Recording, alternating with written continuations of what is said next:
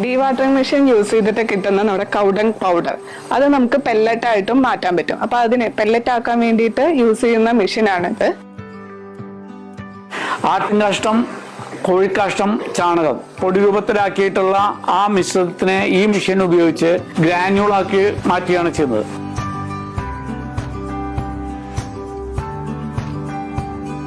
ആ ഗ്രാന്യൂളായി മാറ്റുമ്പോൾ അതിലുള്ള ഓരോ ഗ്രാന്യൂളിലും ഈ 3 വളത്തിന്റെയും ഗുണം ലഭിക്കുമെന്നും വളരെ ശ്രദ്ധേയമാണ്.